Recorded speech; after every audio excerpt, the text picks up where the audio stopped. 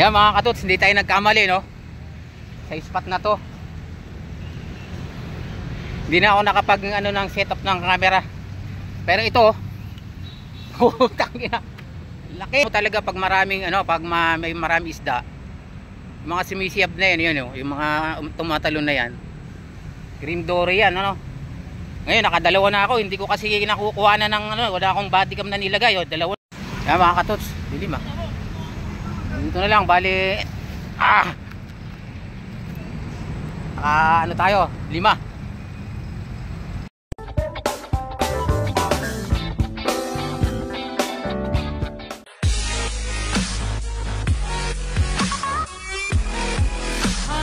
Good morning mga katuts.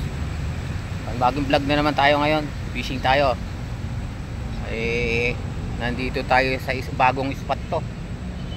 Sa ng tulay, baba ng tulay. Ayun yung dati kong pinamingwitan dun sa unahan, Titingnan ko dito kasi maraming sumisiyab dito. Dati kami dito namimingwit, may agos na yan. Yan.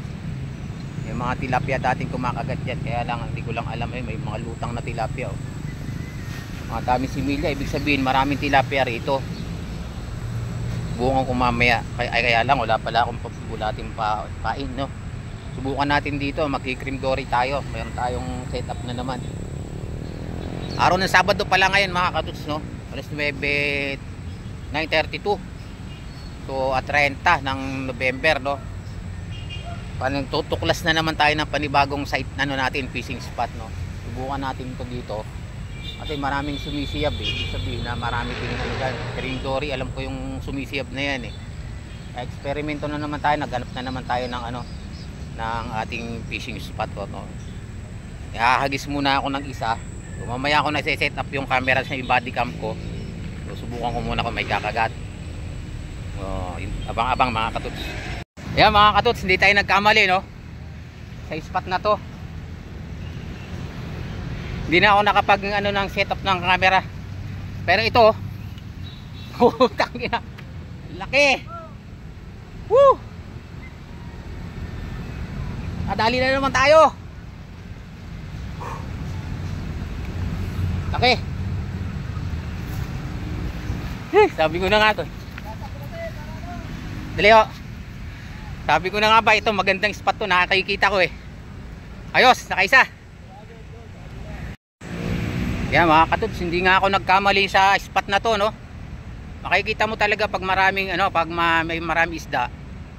Yung mga sumisiyab na yan, yung mga tumatalon na yan.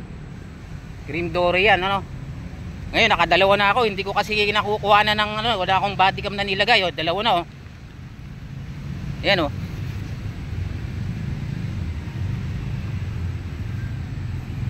Laki. Dalawa na sila. Sabado mga katuts at 30 ng November. Tayuhin nyo na to dito mga katuts.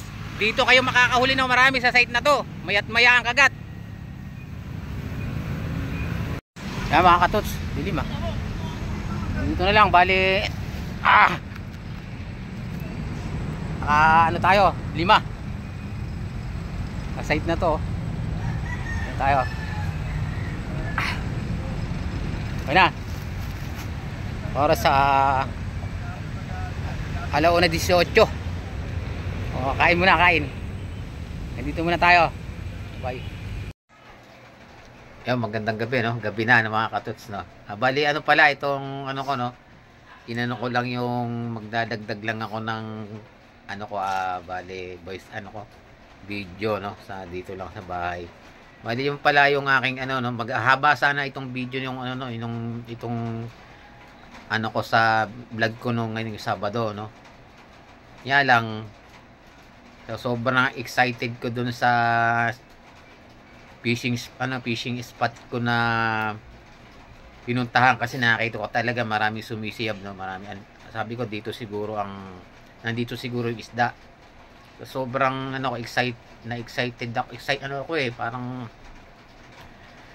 na-excite ako dun sa meron agad kumagat, yung hindi ko na yung camera ko, hindi ko agad na i-set up kasi nagbabaka sakali lang Bale, yun, kumagat nga, kumagat agad, no? Yung unang kagat, so wala akong setup na camera. Pangalawa, hindi pa rin. Tapos pangatlo, nag-setup ako. Ang problema mga katuts, nung nilagay ko na sa bodycam yung camera ko, baliktad pala yung ano, yung video niya, yung ano niya, yung camera niya. Yung front, yung back, yung ano pala, yung naka-record. So, nung tiningnan ko nung ano, yung video ko dito sa bahay, puro puti lang siya kasi siyempre nakaharap sa dibdib ko. Hindi pala siya front yung camera. Mahaba sana, yun lahat sana ng 5 na yun. 5 yung nahuli ko mga katuts, 5. Lahat yun nakuhanan ko sana ng, ay hindi, 3 yun, 3 pala.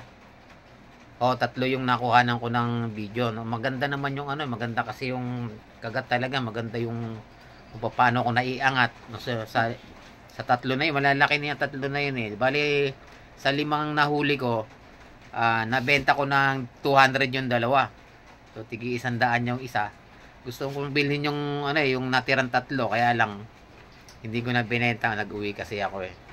So kahit pa paano, nakalima ako no. Saglit lang 'yun ha. Saglit, hindi ka mukha nung minsan namimingwit kami, inaabot kami na ilang oras. Kasi dumating ako doon alas 9. Alas 9, hindi 4 na oras din pala. 4 na oras din pala yung pamimingwit. So nakalima ako. Maganda mga katuts kung mapanood nyo to no. Ang kagatan ngayon diyan sa may baba ng tulay, no, tulay ng Life Homes, no, pagtawid ng Jenny's. Dito lang papunta sa may flood control pa atras, no. Nandun kayo sa may puno ng ano ng acacia, tapos may maliit na ano doon yung kanal, ano tawag nun, may agos, no. Doon lang halos sa katabi lang noon.